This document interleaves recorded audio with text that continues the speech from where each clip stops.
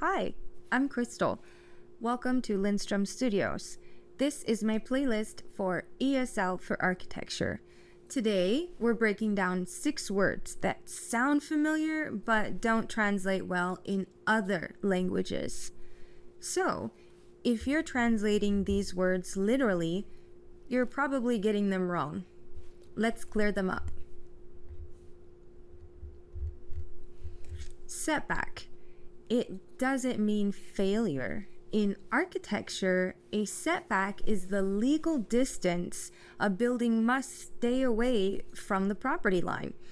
Your culture might not even have zoning laws like this, and if it does, they probably use long, complicated phrases instead of one short word like setback. Now, why it's confusing globally: in many countries, especially across Latin America, Asia, or parts of Europe, this kind of zoning vocabulary either doesn't exist or isn't clearly taught.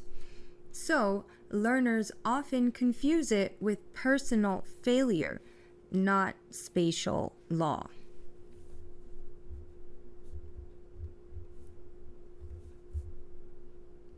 Footprint. No, not your shoe size. The footprint of a building is the shape and size of its base, where it touches the ground. Think of it like the building's shadow on paper. Why it's confusing globally: in other languages, you might hear planta or huella, but those aren't always used this way. Some students even confuse it with ecological footprint. In English architecture, it's a precise design term for building base area. Punch list. No, not a fight. A punch list is a checklist of final little fixes, like repainting a corner, tightening a screw, or adjusting a door before the project is complete. It's the last round of small corrections before handoff. Now, why it's confusing globally: this is mostly an American term. In the UK, it's called a snag list. And in most other countries, there's no single word, just a phrase like final corrections before delivery. So ESL students often misinterpret the word as violent or confusing.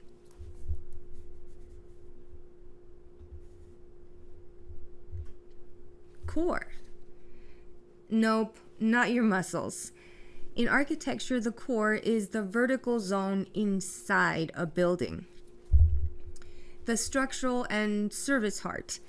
It holds elevators, stairs, pipes, and bathrooms.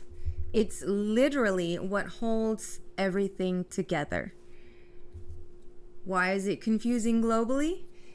Even though the word is translatable, the concept isn't always familiar.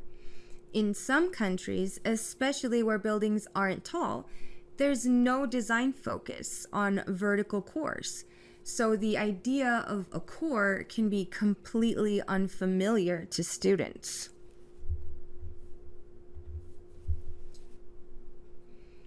Elevations, not altitude.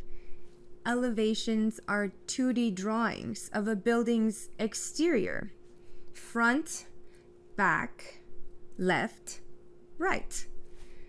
They're technical drawings, not maps or mountain heights. Now, why it's confusing globally: many students mix it up with height or topography, especially when the word elevation in their native language means altitude. But in architecture, it means a specific type of drawing, completely flat and from one side.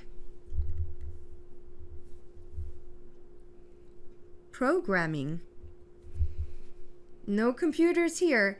In architecture, programming means deciding the function and purpose of every space, like how many classrooms, offices, or bathrooms a building needs. It's early stage planning, designing for real-world use.